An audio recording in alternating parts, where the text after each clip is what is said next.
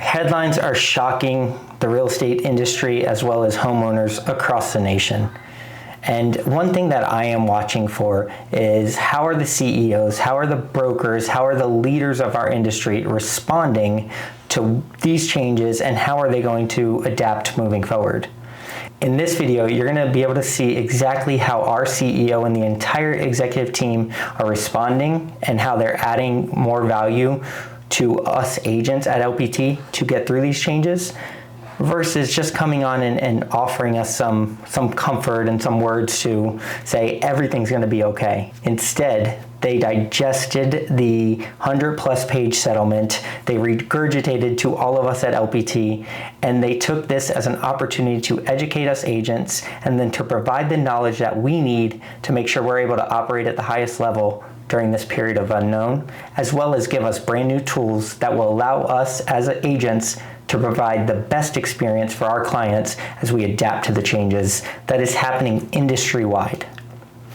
As you watch the way that our leadership and our CEO delivers this message and then provide us with solutions, ask yourself these questions. Am I getting the same type of value out of my office or out of my brokerage that I am currently with?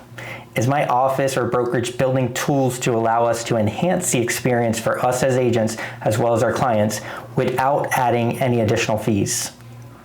And finally, as we go through the next few months, ask yourself, what is the responsibility of my brokerage when things like this happen? What should I expect out of my brokerage to stay ahead of these changes and challenges that we are going through? And be honest with yourself. If your brokerage isn't meeting your expectations, you should probably look elsewhere. In this video, you will see exactly how the CEO of LPT Realty thinks about what's coming to our industry and then provides us with solutions on how we are going to level up and give our clients the best experience no matter what happens. Thanks for watching. Up on y'all's side of the studio. We can go on to the next slide and we'll kind of break down, I would say, the truth of what's going on here. And, you know, obviously we've seen the big headlines come out. You know, National Association of Realtors reaches the agreement to resolve the claims. I will say overall, having the claims resolved is positive. You know, seeing all these different lawsuits pop up around the country, you know, this is something that was really causing uncertainty in our industry. And obviously it's important that we know where we're going. All right. And so we can go on to the next slide. It just kind of, you know, this next slide just shows some of the headlines that I'm sure you've all seen. These are the things that we now have to be prepared to deal with, because again, the media is taking this and spinning it in a way that isn't necessarily representative of what's happening and what's in the actual settlement document. And so again, today we're breaking down, we're going to show you language from the actual proposed settlement and talk about how I do think there's some changes. Like it's not going to be business as usual. I don't see this as being catastrophic. I don't see this as dropping commissions by 40, 50%, as some of the headlines are saying, but there are going to be changes that we have to adapt to. And I see opportunities for agents who are willing to adapt and embrace and really take advantage of the new ways this creates for you to serve your clients, because that does exist. So let's go on to the next slide. So the key terms of the settlement, one, NAR announced the agreement that would end litigation of claims brought on behalf of home sellers related to broker commissions. The settlement is still subject to court approval. Although at this point, the parties have agreed, and it seems like most of the points in here would lead to a court approval. If you look at the Department of Justice's objections to the MLS PIN settlement, which held that settlement up in one of the other cases, most of those points were all covered here. So it seems like NAR worked with the Department of Justice to make sure they were okay with this before making their big announcements. NAR continues to deny any wrongdoing, of course, and then NAR is going to pay $418 million over approximately 4 years. If you think about the number of NAR members there are and the amount of reserves and cash that NAR currently has, this may result in a small increase in dues, but it doesn't have to be anything overly dramatic in order for NAR to hit that number. Next slide. 2 critical achievements. This is from NAR's press release: the release of most NAR members and many industry stakeholders from the liability, and the cooperative compensation remains a choice for consumers when buying or selling a home. And that was important for NAR. Again, while I think a lot of the system changes make cooperative compensation less attractive, and we're going to talk about why that is, it is still a choice for consumers and for agents. And so really it's going to give us, I think, again, more ways to serve our clients, more ways to negotiate our own commissions on both sides of the transaction. So we can go on to the next slide. So the release of liability, this is an interesting one. So who was actually included in this settlement if it's approved? NAR was included, over 1 million NAR members, and most brokerages, not all brokerages, all state, territorial, and local realtor associations, and all associations owned by MLSs. So the exception is brokerages whose residential transaction volume in 2022 was above $2 billion must make an additional payment of 0.0025 times the average annual volume over the last 4 years, or they have to enter into what's referred to as hardship negotiations via mediation. To give you some perspective, if you take Compass's 4-year volume times the 0.0025, that number is around $500 million. If you take EXP's volume times the 0.0025, that number is like just a little under 400 million, like 360, $370 million. So the largest brokerages still have to deal with this. They still have to decide, are they going to opt into the settlement and pay the 0.0025? Are they going to go to this mediation and say, hey, we don't have that much money? You know, Compass can say, we don't have $500 million to pay you. Look at our financials. This is what we do have. My gut says that the plaintiff's counsel is going to say, hey, you're a publicly traded company, issue more stock, go raise some debt, figure out how to pay us. But we really don't know what that looks like. According to NAR's press release, they fought hard trying to get all brokerages included.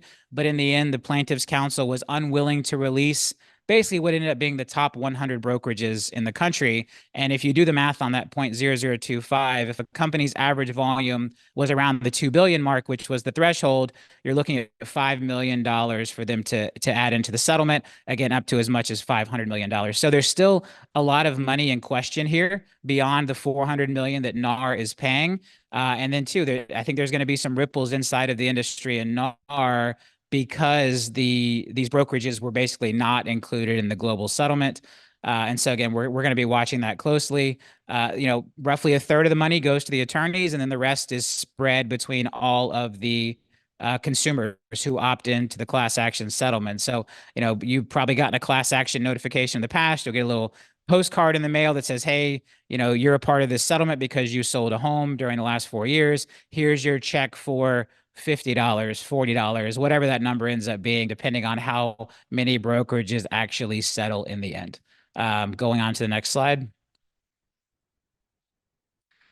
So when I really read through everything, there are effectively 3 really big changes that we need to consider as a brokerage, and we all need to consider as agents. Number 1 being that cooperative commission is no longer required. It remains optional. It can no longer be advertised in any MLS fields or any third-party system using MLS data. And I'm actually going to show you the actual language from the settlement. This is my interpretation on this slide. We'll get into the actual language behind it. And so this is big. You know, the fact that it remains optional is important. The fact that it's no longer required is interesting. It's going to change the way we do business, or allow us, if we choose to, for agents to change the way they do business. The fact that it can no longer be advertised in any MLS fields. I know on social media this weekend, people were saying, oh, we'll add it to this field or that field. I believe based on a clear interpretation, or a kind of a strict interpretation, even uploading a document, which is still considered a field of the MLS, may be a violation. And then 2, there was a lot of talk of like, well, some other system will become the system of record for this. There's actually a clause that says if MLS finds out that any system using MLS data, like Showing Time, is trying to become the new place for buyer's agent commission to be advertised, they have to cut them off. So we'll go into that a little bit deeper. Number 2, all realtors and MLS participants must have a buyer-broker agreement executed prior to any touring.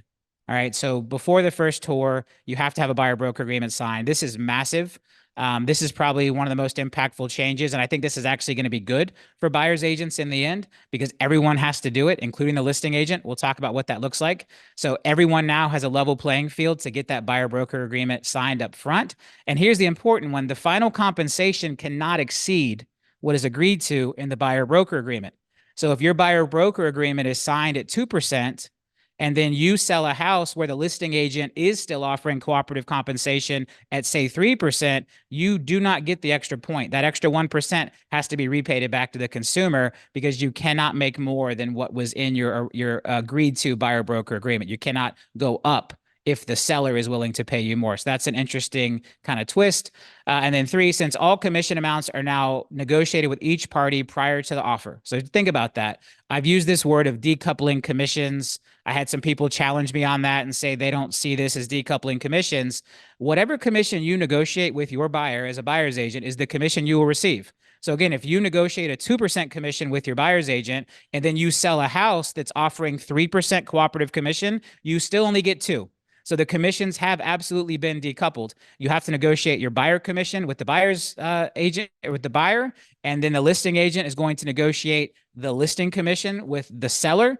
And then, yes, the seller can absolutely agree to help pay the buyer's agent's commission, but they can't pay more than what was agreed to in the buyer broker agreement. And that's critical. That's important to understand. So again, since all commission amounts are now negotiated already with each party, the good thing here is the amount of seller contribution to buyer commission can now be negotiated in the actual purchase contract. And again, this is a big shift from where we sit today. If you represent a buyer and you don't have a buyer broker agreement, and that buyer falls in love with a house that's only offering, say, a 1% buyer's agent commission, then that's what you're going to make. Under this new set of rules, you're going to have already entered into a buyer broker agreement with your buyer before the first tour, outlining your compensation. And now you need to negotiate, is the seller going to pay that? Is the buyer going to pay that? And that can be negotiated at the time of the actual contract. All right, let's go on to the next slide. I think probably maybe spotlight the slides, Davey, so we can focus on those.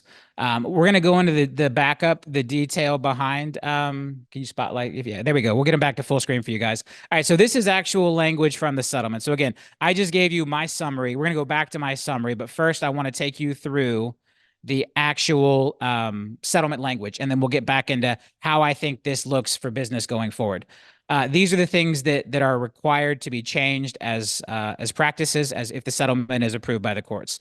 Eliminate any requirement by the MLS that listing brokers or sellers must make offers of cooperating compensation to brokers or other buyer representatives. So mandatory compensation is gone, still optional. Eliminate and prohibit any requirements conditioning MLS participation or membership in offering or accepting compensation. So this is the first thing. The settlement is saying no more mandatory offers of compensation, and bullets I and IV from the settlement cover those. Next slide. Prohibit MLS participants, subscribers, or other real estate brokers, other real estate agents, or sellers from making offers of compensation on the MLS to cooperating brokers or other buyer representatives. All right, so this is what's saying you cannot list the buyer agent compensation or the total amount of compensation in the MLS anymore. All right. And it says now the second bullet down there, eliminate all broker compensation fields on the MLS and prohibit the sharing of offers to buyer brokers or other buyer representatives in any field of the MLS. So this is what's going to prohibit people from using private remarks, public remarks, no matter what the field is called. The chat, Davey. No matter what the field is called, it can no longer have any offers of compensation or talk about compensation. So these two bullets are what actually puts that into practice. Next slide is one more. The next slide is where they're actually going to prohibit third-party companies. So the MLSs have to agree that they will not create, facilitate, or support any other mechanism from becoming the place where internet aggregators, Showing Time, or anyone like that uses MLS data and then adds in the cooperative broker compensation. So they really tried to go through and make sure there were no loopholes here from the standpoint of getting compensation offers into the MLS or into any third-party services like Showing Time. This would, in my opinion, would prevent Zillow from being able to show compensation on listings. I know there was a lot of information going around about that on the internet. This V here, item 5, from the change in behavior from the settlement is going to prevent that from happening. The MLS have to make sure that no one is using their data to create an alternative way to offer compensation. Next slide.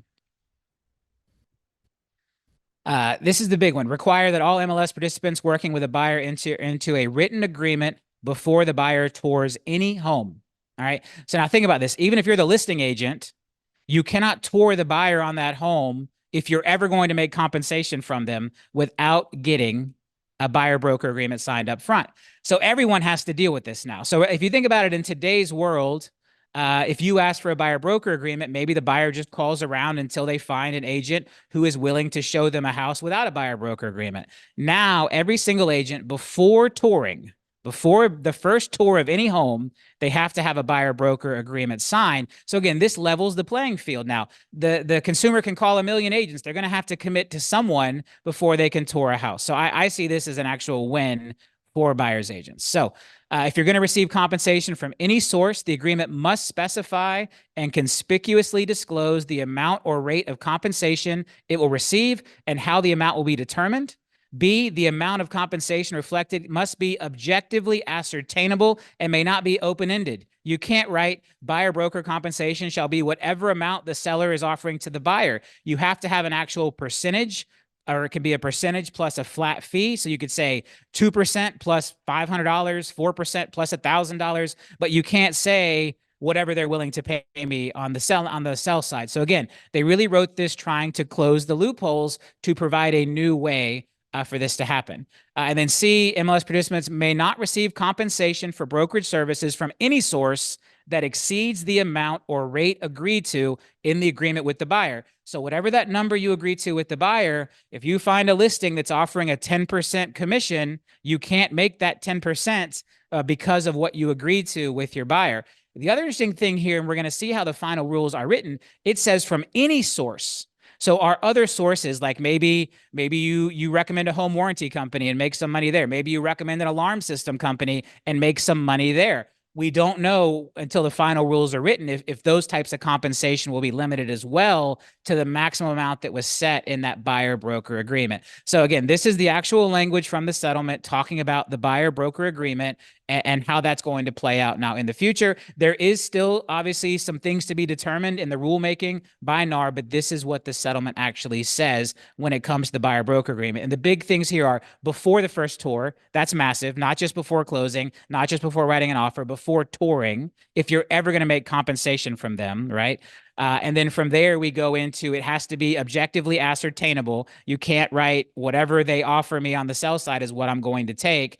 And then you can't make more than whatever was agreed to in that original buyer broker agreement. So those are three big shifts. Even for states that have mandatory buyer broker agreements today, this is a change. This is a shift for most states. They don't have this stringent of a buyer broker framework. So moving on to the next slide.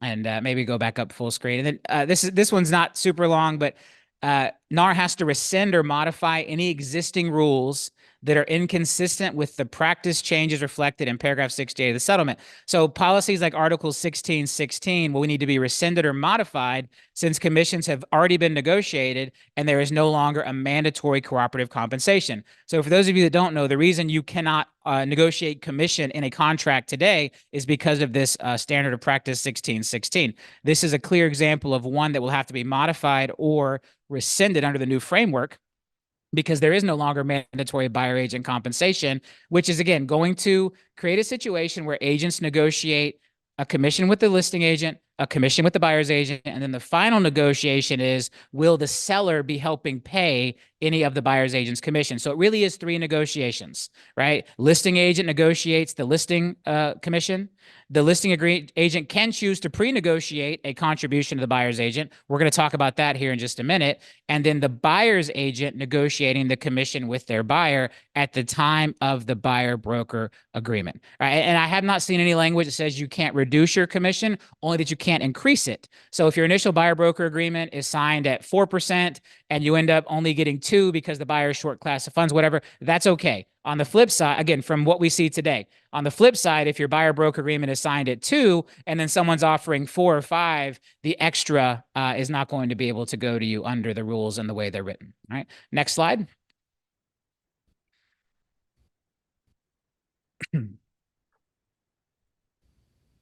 Oh, next one. There we go. So again, the three big changes. And again, I'm going to keep going back to this slide as we go through the presentation. So again, I showed you the actual backup, the actual language from the settlement. These are my 3 bullets of how those changes all come together. Cooperative commissions no longer required, remain optional, can no longer be advertised in any MLS field or third-party system. All realtors and MLS participants must have that buyer-broker agreement subject to very strict rules executed prior to touring, and the final compensation cannot exceed what's in the BBA. And now that commissions are already set, the amount of seller contribution to buyer commission will be negotiated separately at the time of the purchase contract or potentially pre-negotiated by the listing agent. But I actually think that can cause some problems, and we're going to talk about why. So on the next slide, I want you to ask yourself this question. So with all of these changes, the big question is, while it's still an option, should you pre-negotiate a cooperative commission with your seller? If you're a listing agent, under the new rules, right? In today's world, you absolutely have to negotiate both your commission and the cooperative agent commission at the initial listing appointment. That is how it works today. Is that the best method moving forward? It is still an option. And again, as entrepreneurs here at LPT, this is your choice to make, but I'm going to tell you my views on it. And so what you need to think about is, does it make sense to pre-negotiate that commission when, one, you can no longer effectively advertise in the MLS, so other agents aren't going to know what it is to motivate them or not motivate them. The amount listed in the buyer broker agreement will limit what you can make regardless of what is offered. So regardless of what you as the listing agent offer, whatever's in that buyer broker agreement is going to be the max that the buyer's agent can make. So you may have 10 different offers come in with 10 different potential commission rates if the buyers have negotiated different amounts. But if you've pre-negotiated a commission, does that still make sense?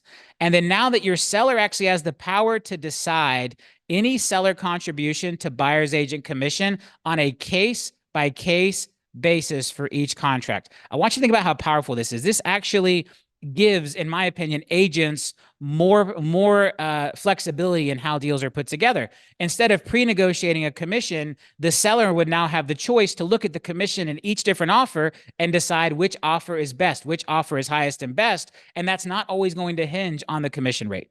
Next slide.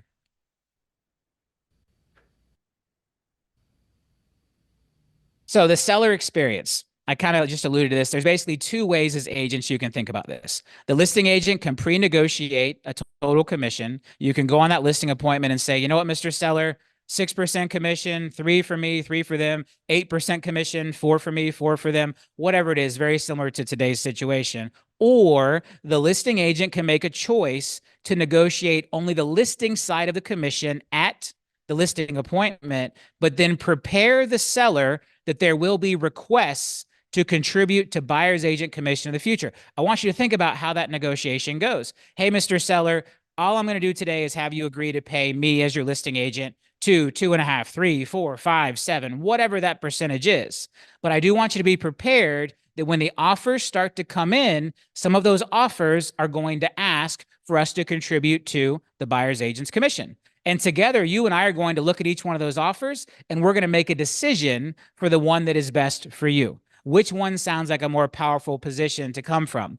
If agent A goes in saying, hey, give me 6%, and whatever, an agent B goes in and says, hey, commit to 3 today, and then we're going to see what the other side asks for as the offers come in, I think there's an opportunity here for agents who choose to embrace the new framework to have a competitive advantage over other agents. Now, again, we're not saying don't pay buyer's agents, right? A buyer agent agreement may come in asking for 10% commission. We don't know what it is, but the key is you're going to make that choice with your seller as the offers actually come in instead of pre-negotiating the commission the way we do today. Now, guess what else that does? When the seller says, hey, Robert, I just saw a CNN headline that said real estate commissions are no longer 6%. You can say, yeah, you're absolutely right. I'm only asking you to sign for 3% today.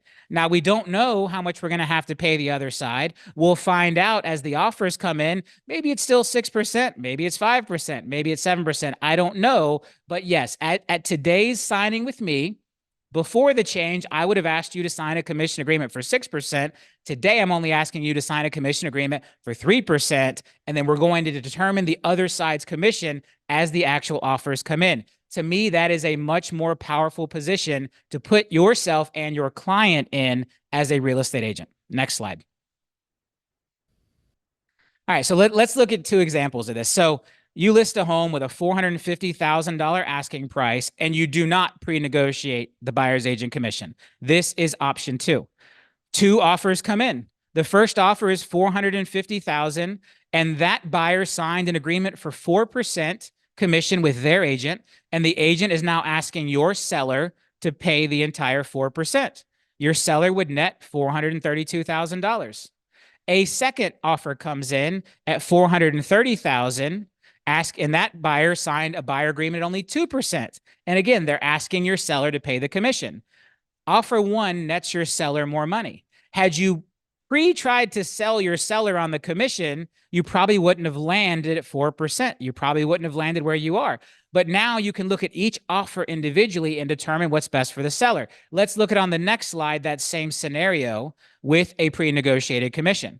So now you have a pre-negotiated commission. You said, you know what, Mr. Seller, I'm going to do it the old school way. You're going to go ahead and sign today with me for 6%, 3% to me, 3% in cooperative commission. We can't advertise that. We can't tell people about it. But when offers come in, just be prepared for that. And now our same two offers come in.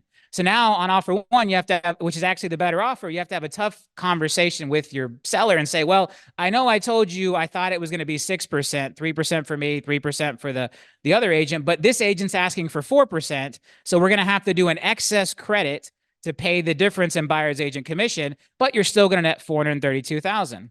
On the other offer that comes in that's only asking for 2%, because you pre-negotiated 3% to that agent, and that agent can't keep the difference because their buyer broker agreement is only for 2%, the buyer is actually going to get the $4,300 back as some type of rebate, which is then potentially going to cause problems with their lender because that may be an excess concession.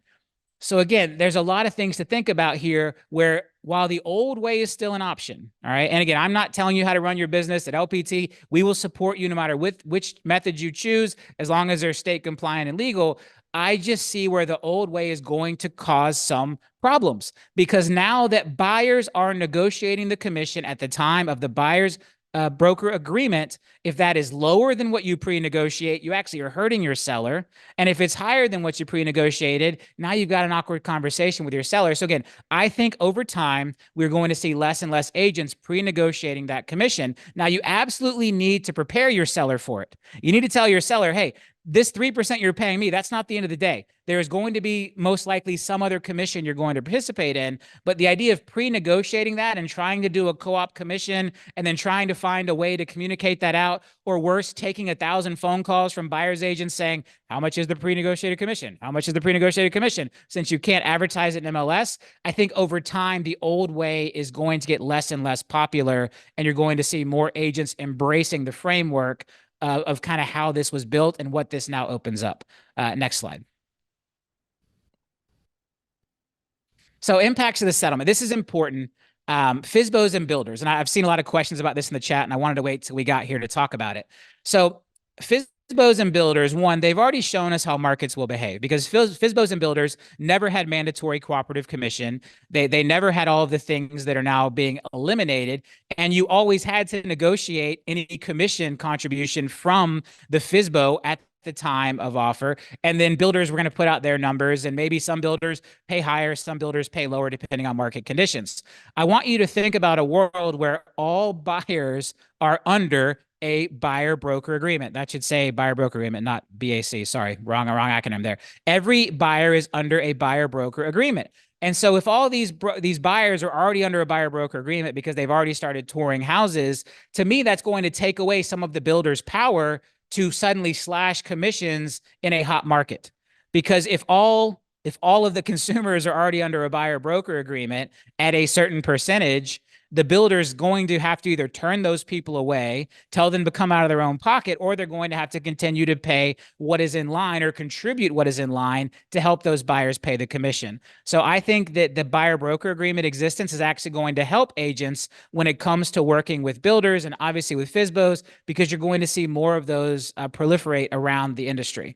The other interesting thing now is agents have this new power to negotiate the seller contribution to buyer agent commissions at the time of offer. That's probably one of the most powerful things that's coming from all this. Because you already negotiated the commission with your buyer, now you are free as a part of the contract to negotiate how much the seller is going to contribute to help pay for that, because you're not negotiating the commission's already been negotiated with your buyer. And even if the listing agent pre-negotiated a commission for you, that's irrelevant because you negotiated the commission with your buyer at the time of the buyer-broker agreement. So again, these dynamics are changing. As much as people want to say nothing's changing, these are changes. Now, you can do business the old way. I don't see this. I'm not a sky is falling guy. I see opportunity here. And I really want to encourage our agents to take a hard look at, do you want to embrace this or do you want to keep doing it the old way? Again, LPT is going to support you either way, but I wanted to share our perspective. So next slide. All right. So when someone does call you and say, hey, how much is the co-op commission? Because this is going to happen, right? It's no longer in the MLS. You're going to have buyer's agents calling listing agents saying, how much is the co-op commission? How much is the co-op commission? If you pre-negotiated a co-op commission, you're going to say, oh, it's 2%. Oh, it's 3%. Maybe you scare some offers off, right? You say, oh, it's 2%. And that guy says, well, my buyer broker agreement is for 3. Maybe that's not going to work for my buyer. My recommended response to you is, my seller is willing to entertain all requests for contribution to buyer's agent commission. Please submit with your offer.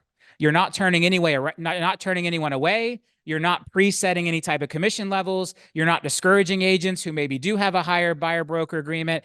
You're literally telling them, hey, submit your offer. Tell me how much you want. I'll present it to my seller. And again, make sure your seller is willing to entertain all requests. Maybe some won't be. My gut says most will because they want the highest and best offer they can get. But this is how I would explain it. My seller is willing to entertain all requests for contribution to buyer's agent commission. Please submit with your offer. And my hope is that we can actually put that language in the MLS. We're not sure yet. The way the rules are written, it's ambiguous. My hope will be that we can put this in the MLS because this is not an offer of compensation. This is a willingness to accept requests for compensation. So again, my hope is they let us put this in the MLS, but if they don't let us put it in the MLS, when you answer your phone and someone says, how much is the cooperative commission on this house? You say, basically, whatever you need it to be. My seller is willing to entertain all requests for contribution to buyer's agent commission. Please submit with your offer. This will get the most offers in the door. This will give you the best opportunity to work with those sellers. And again, this is some of what I view as the power of this new decoupled system. Next slide. And we will share this deck with everyone. We'll put it into Connect. All right, so the power of the new buyer broker agreement. To see a house, you will have to sign a buyer agreement with someone. Right? Any realtor, any MLS participant, before they can start touring homes from you, if they ever hope to make a penny off of you before the first home tour, has to have you sign a buyer broker agreement. Even the listing agent, because they are most likely an MLS participant or realtor. You may see some like open doors or people who purposely leave NAR membership because they don't need the MLS and maybe they don't want to have to comply with this, but most people are going to comply with this, and most people are going to have to get that. I mean, when I say most, I'm saying 98% of all business is now going to be done with a buyer broker agreement. To me, this gives the buyer's agents more control over negotiating compensation than today's system. Again, today, if you don't have a buyer broker agreement and you go to a house that is paying a low commission or no commission, you're kind of stuck. In the new world, because you can negotiate your commission rate upfront with your buyers, you're going to have more power. The other thing is it's going to kick out a lot of the looky-loos. If someone is just trying to use you to show them a house because they plan on writing the offer with their brother-in-law or their friend or whatever, they got to sign a buyer broker agreement with you now before they can get in the house. You're going to know that consumers are actually committed to you. You may set a threshold and you say, you know what, for my business, I don't have time to work with any buyer who won't pay me a 4% buyer agent commission. And you get to make that choice up front and put it into your buyer's agent agreement. And maybe there's some consumers who say, hey, I'm going to go shop for the best deal. Great. Find that out up front before you waste your time putting them in your car and driving them all over the place. This is going to give you more control of running a stable business as a buyer's agent. All right, next slide. So now when it does come time for this contribution to buyer's agent commission, right? So you have a buyer broker agreement. Let's say it's hypothetically signed at 3%. Oh, need to go back a slide. We skipped one there. You have a buyer broker agreement signed at 3%. And now it's time to ask the seller to pay that commission for you so that your first-time home buyer or your buyer doesn't have to. The way I think about it, there's basically two methods to do this. And these are both terms I made up. One is what I'm calling the direct commission payment method. And this is where I would think you would attach your buyer broker agreement to the offer and say, dear Mr. Seller, as you can see, the consumer has agreed to pay me a 4% commission. They would like you to pay that on their behalf. Are you willing to do this? And again, the seller is going to either accept or reject that offer. When you use this, what I'm calling the direct commission payment method, this doesn't count against financing concessions, and this is completely allowable on VA loans. All right, this is exactly how FSBOs work today. When you go to a FSBO and the FSBO agrees to pay you a commission, VA does not count that in the max 4% concession. VA allows the seller to pay a commission to whoever they want. So this doesn't hurt your financing in any way, but the con of this is it does expose the commission amount to the seller. Maybe you talk to a listing agent and they say, my seller is not paying a dime of buyer's agent commission, so don't even ask me for it. Well, guess what? Option one is now off the table unless that person wants to reconsider. The second way is to ask for an overall buyer cost concession and then use part of that to pay your commission. So again, let's say you're doing an FHA deal where the max concession is 6%. You have a signed buyer broker agreement at 3%. The seller told you they're not paying any commission. You can still go in and say, hey, I'd like you to pay 6% toward my buyer's closing costs.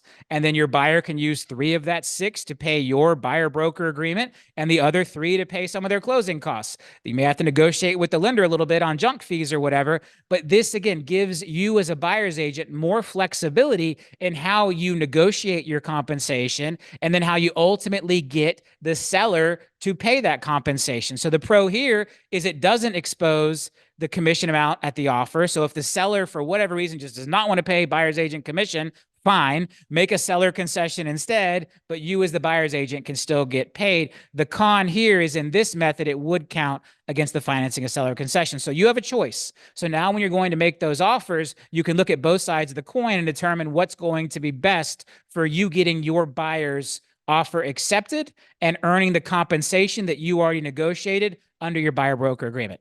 Next slide. So when you're ready to submit an offer, personally, I wouldn't even call the listing agent to ask if the seller wants to pay any commission or if there's a pre-negotiated commission. I would just submit my offer, include my buyer broker agreement and say, hey, my buyer needs you to pay this amount. They don't have the funds. That's a part of our offer. You can't do this today because of NAR rule 1616 because the commissions aren't already negotiated. And now you can only make what's in your buyer broker agreement. So to me, the offer of cooperative commission at this point is irrelevant. You've already agreed to a commission with your buyer. You have the right to ask the seller to pay that full amount. Why do you even care what the buyer broker, co-op commission is? I wouldn't even ask. I would just submit my offer and make it part of the negotiations. Next slide.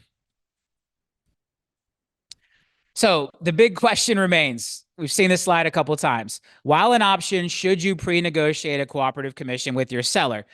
The more we talk about this, the more we show you again. My goal here is to just expand your mind, expand your way of thinking. LPT is not here to tell you how to do this, how to run your business. We're here to support you with education. We're here to support you with recommendations. We're here to help you think bigger and think differently, but ultimately it is your choice as an entrepreneur. Next click. It's ultimately your choice as an entrepreneur as to how you want to approach this. Next slide. There we go. LPT, agent choice. You are going to get to decide which of all these different methods you want to use. Are you going to pre-negotiate commission? Are you going to submit under a request for direct commission payment? Are you going to submit under a closing cost concession? You as agents have all of these choices into how you're going to do business, and LPT is here to support you. Next slide. And I'm going to try to push this along because we're running a little slow. We're running a little behind on time. I hope you guys can stick with us. We're going to keep going. Next slide. Real quick, I just want to point out, like, I've been down this road before. Back in 2013, I was in the mortgage business when TRID was first announced. TRID took effect in 2015. At the time, I saw a lot of mortgage companies fighting TRID, looking for loopholes, trying to do it the old way. Myself and some other mortgage companies made a decision to embrace TRID to try to find the ways to help our clients and our company win under the new framework. And it was a massive win for me. It's a big part of how I created the company I created the wealth I had. And so I see an opportunity for us to do that together now here. Next slide. We actually, when we embraced TRID at the time, the industry was saying, oh, it's going to take 60 days, same type of nonsense media headlines. It's going to take 60 days to close a loan now. No one will ever get loans closed. Homes aren't going to happen. I closed the first TRID loan in 10 days. It was such a big accomplishment. We hopped on a private jet, flew down to the closing. I attended the closing in person.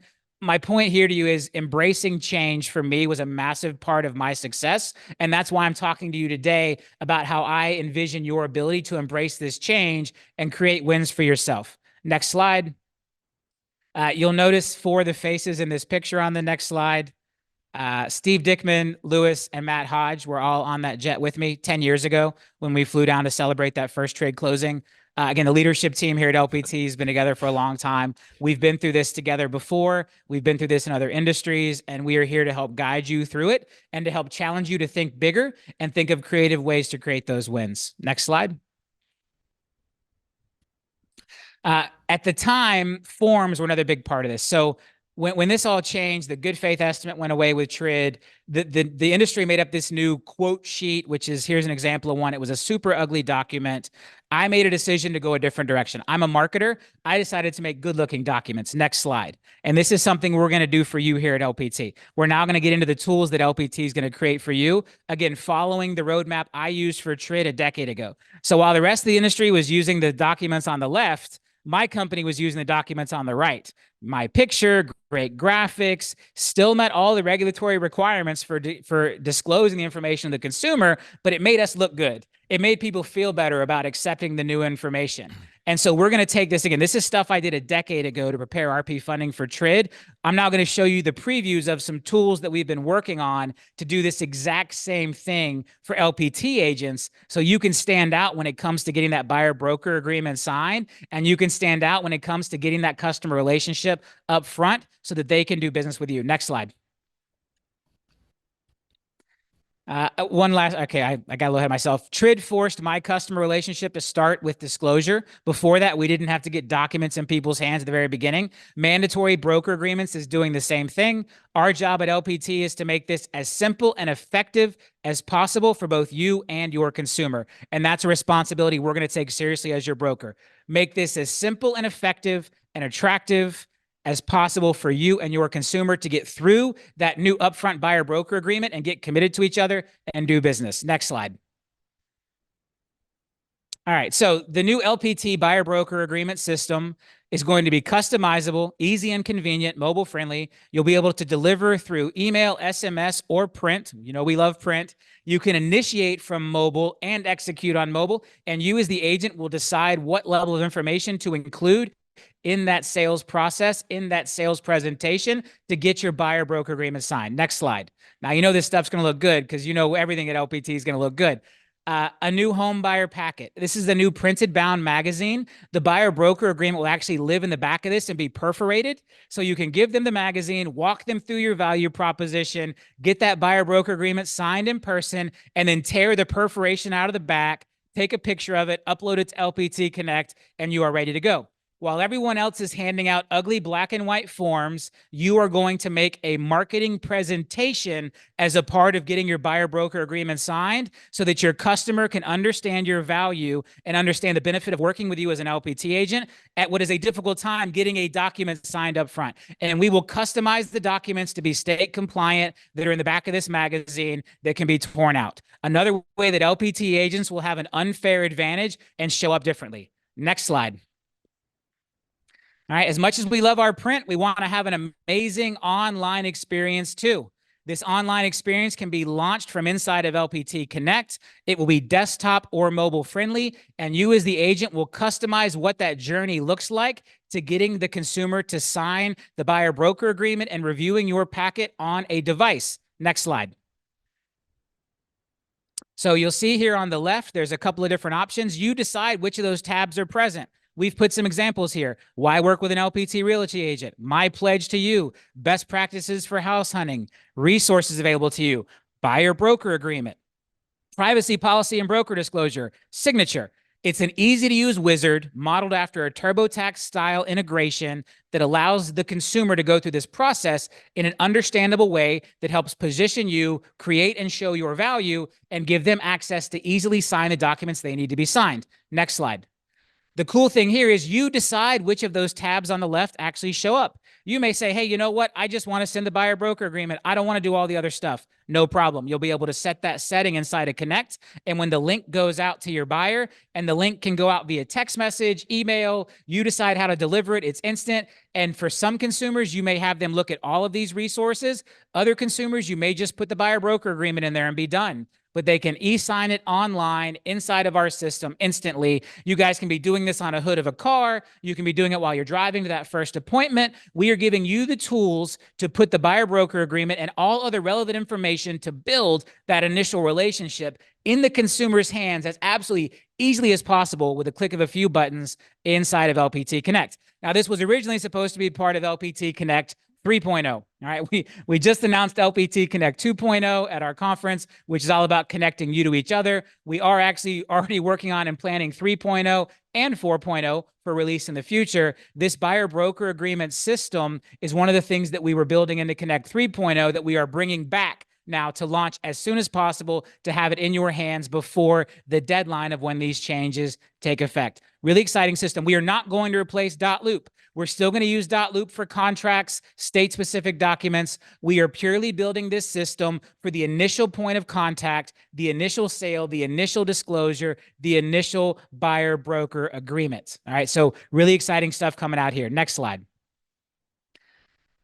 So recap of that, LPT Connect buyer broker agreement system. Agent can easily launch a sales presentation with an included buyer broker agreement. You can update negotiable items in real time for the client. So if you send that out at 4% and the client's on the phone and says, hey, I don't think 4 is fair, I think it should be 3. You update 3 in Connect, you press push, the client refreshes, and boom, it's updated in real time. We are building a real-time collaboration system for you to get your clients through this buyer broker agreement process.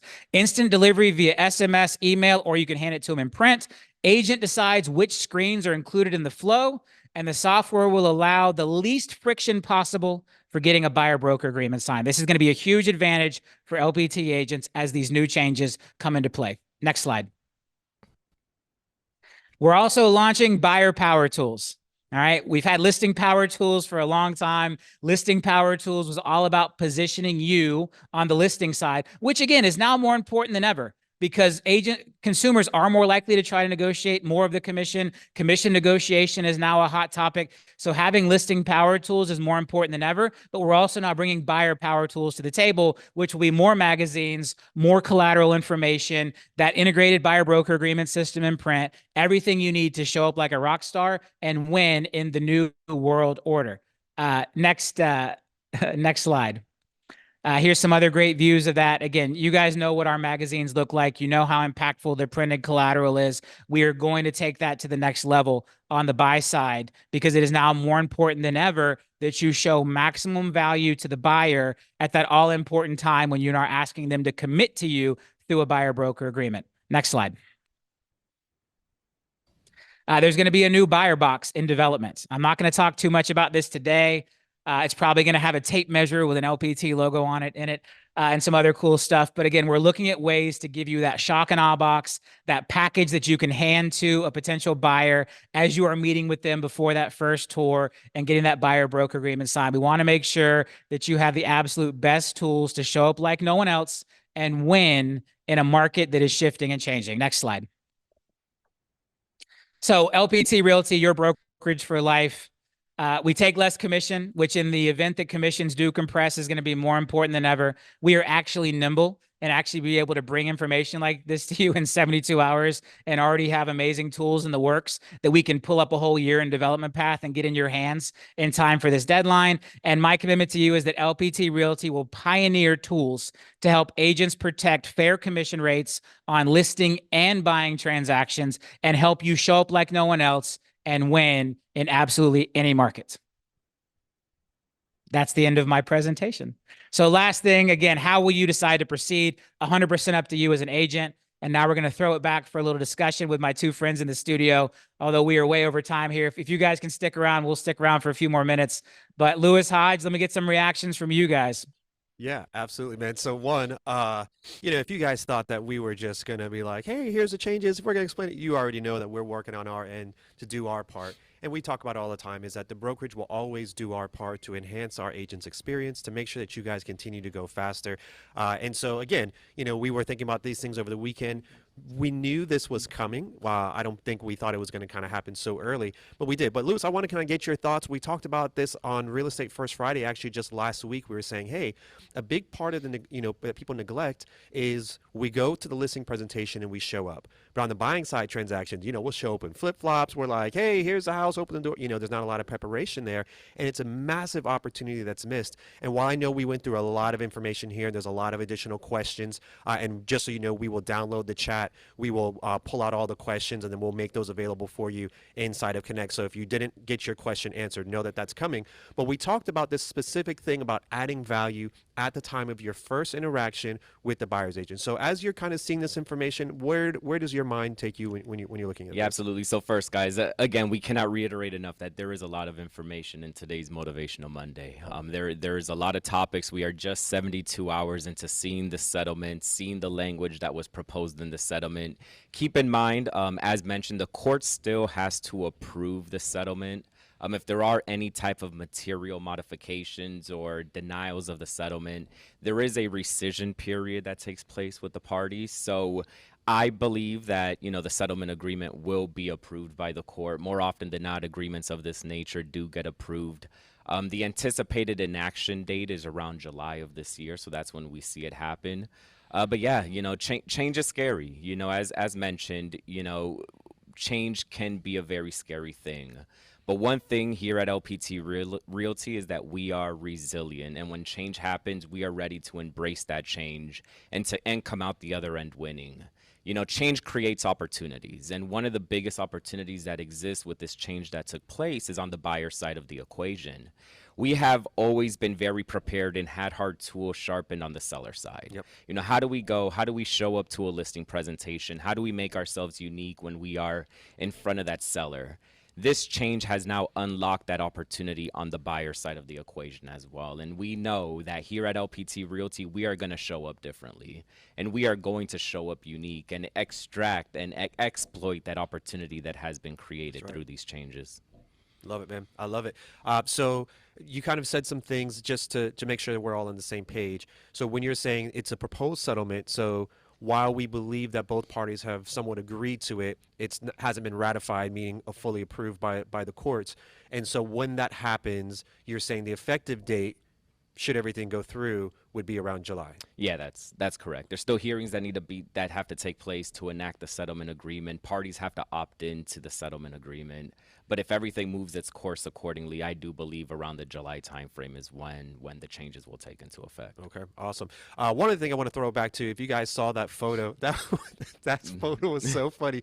I remember when we flew down there for that first trade closing and all of the fear that was surrounding the industry at that time. It was going to be 60 days, 90 days. People were going to go bankrupt.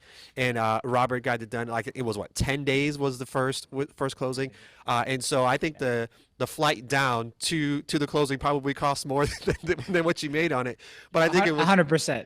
No question. And we Yeah. were celebrating a milestone. We were proving a point that the industry was screaming the sky is falling, and we turned it into an absolute win. And again, there's always opportunity to win. And again, here at LPT, we're focused on making sure we find those opportunities, we maximize those opportunities for our agents. That's the role a brokerage should play. We are not here to find you customers. We are not here to do a lot of things that you as an entrepreneur have to do. But these are the types of places where a brokerage, in my mind, has a responsibility to help its agents by empowering your real estate business at a higher level. And we do that with marketing. We will do that with guidance. We will do that with training. We're going to do that with Connect 2.0. We will continue to rise to the occasion. It's who LPT is, man. It's why we're here. It's why we're different. It's why we've grown faster than anyone in history ever has before, and why we'll continue to win and change this industry, because we will always cast off the old ways and look for ways to help our agents win. That's right, man. I love it. I love it. Well, we are probably just a little bit over time, but again, guys, want to just make sure that you guys know We will download the chat and all the questions. We will make that available on a frequently asked questions inside of Connect for you and within the next, I'm sorry, inside of our knowledge base within the next couple of days. So if you didn't get your question answered, and we know there's still a lot of questions, we gave you a lot of information today just so that you've got the talk track, as because we know that your consumers and the people who you're serving. I mean, how many text messages have we all received of people being like, hey, are you guys going to be okay? What's going to be happening? You know, people are concerned for you, or they're concerned about themselves.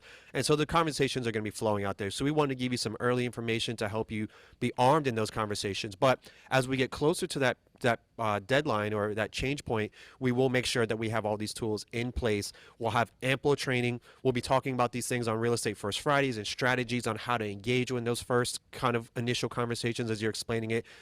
It's going to be new, right? So the first couple of times you explain it, you're going to stumble over your words. My recommendation is that you talk about it with each other. You know, practice with each other about how it's going to work. Talk about strategies. We are faster and we win when we go together. And so that would be my recommendation, but I know we're kind of at time. So Louis, I want to turn it over to you. Any final words for you before we turn it to Robert? Yeah, so as these changes are coming into fruition, you know, one of the biggest things that we can work on is this whole notion of a buyer audition. This is a new element in our business that will be existing, and we will be carving out time on Real Estate First Friday to go through different strategies and tactics on how to most effectively position yourself during those buyer auditions that will be happening here in the future. That's right, man. Awesome. We're looking forward to what that brings over the next couple months and growing with our agents. So Robert, you went through a lot of information today. I know you crunched. Some of this was somewhat prepared because you knew it was coming.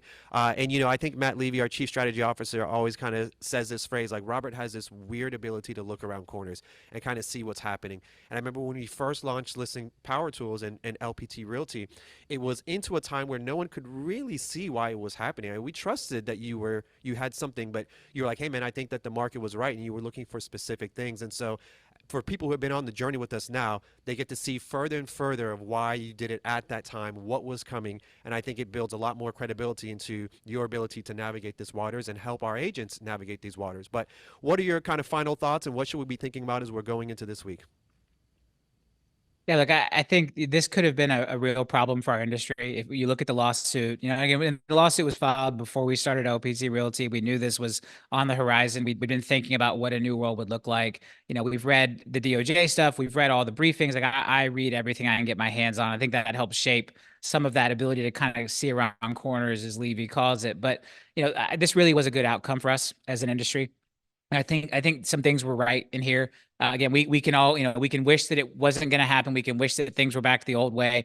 That was not going to happen. The writing was on the wall that changes were going to come to our industry. And if there had to be changes, I think these are changes we can live with. These are changes that I think we can survive within as an industry. I'm proud to lead 10,000 amazing entrepreneurs through this journey.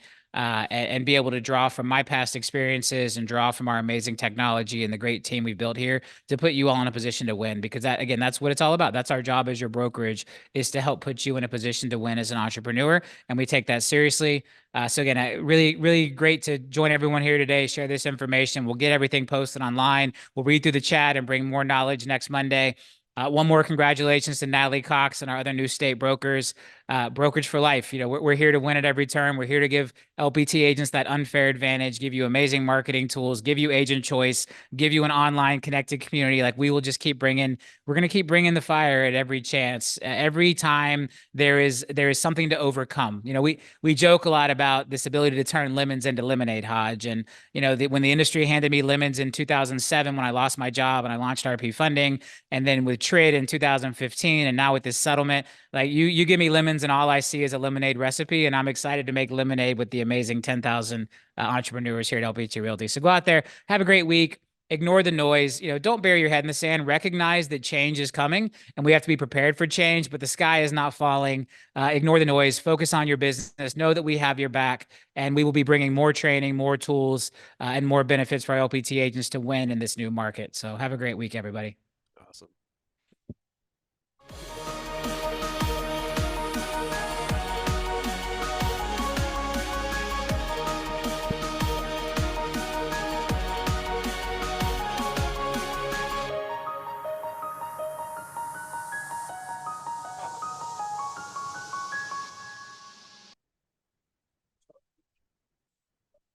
Bro, you broke